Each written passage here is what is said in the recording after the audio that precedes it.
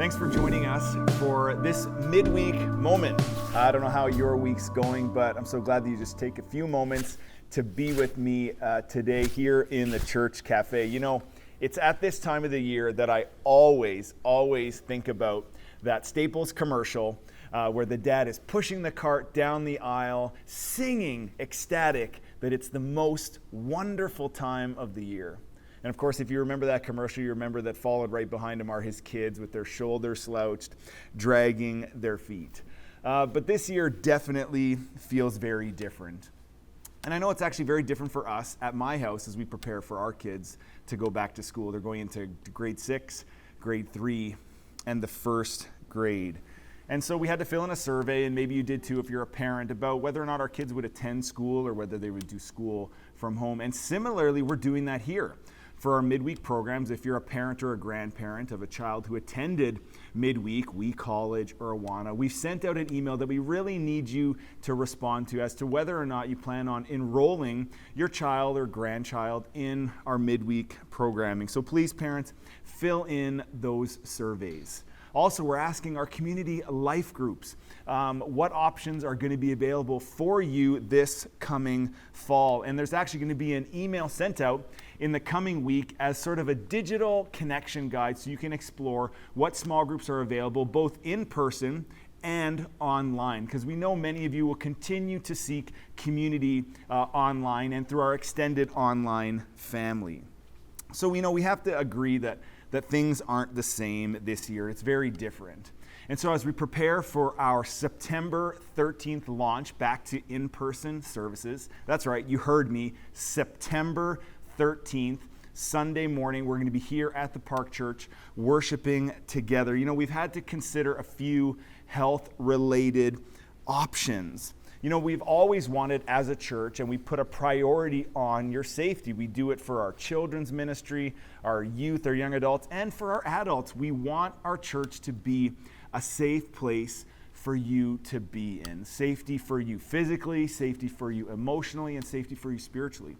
And so one of the things we have to consider in returning to church is the practice of wearing a mask. You know, we've all had to do this by now at this point, 6 months in. We've had to wear a mask at some point. And I'll be honest, in the beginning, when I wore one, it was really uncomfortable. I felt like even in a store where other people were wearing masks, that people were just looking at me. I felt strange and singled out. But, you know, I've come to get accustomed to wearing it. I don't begrudge having to wear one. And in times when I've had to wear it for an extended period, I've just learned to adjust to it and to not think about it and not fiddle with it. So returning September 13th, you're going to see in our expectations that you're going to be asked to wear a mask unless you're medically unable to wear one. And so if you already have one, that's great. You might have some cool designs that you wear, and you've picked up some disposable ones or some reusable ones. But if you show up on a Sunday and you don't have a mask, we will have the non-medical disposable ones available for each person that comes. And we want to be considerate of our guests too, first-time guests who come and just are unaware of that expectation. We're going to do so safely for each one of you.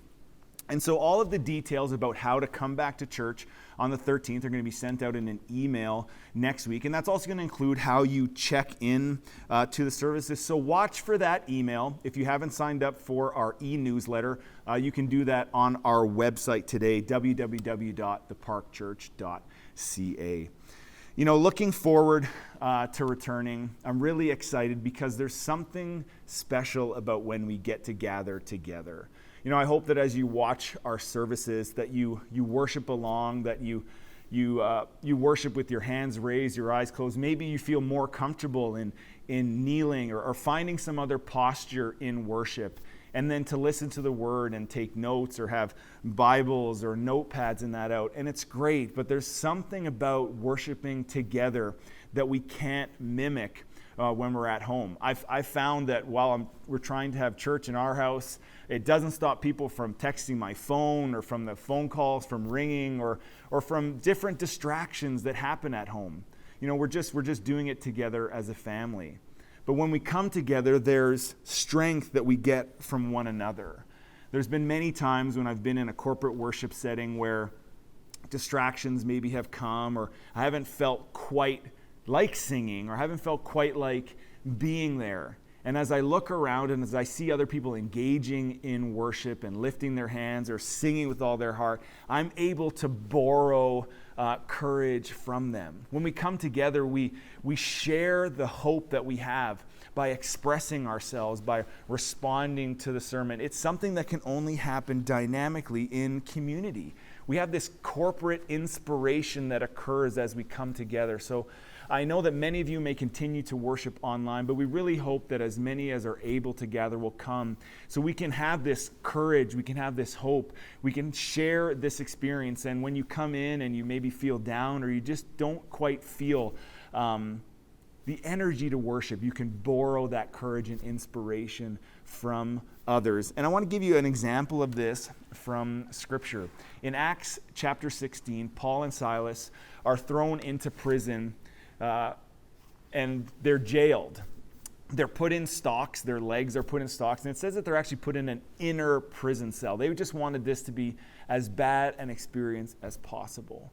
And so you can imagine how that would feel. But Scripture tells us that in the middle of the night, around midnight, Paul and Silas began to sing hymns and pray. And not just to themselves. They didn't just do it quietly, some inspiration for themselves. But Scripture actually notes that the other prisoners were listening to them.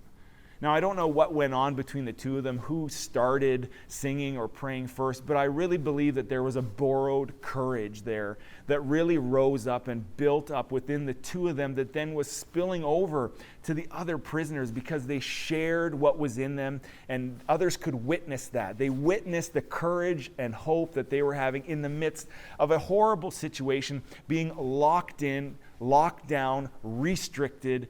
And yet there they were singing and praising, and others were influenced and impacted by that. And I really hope that we can do that as a church family.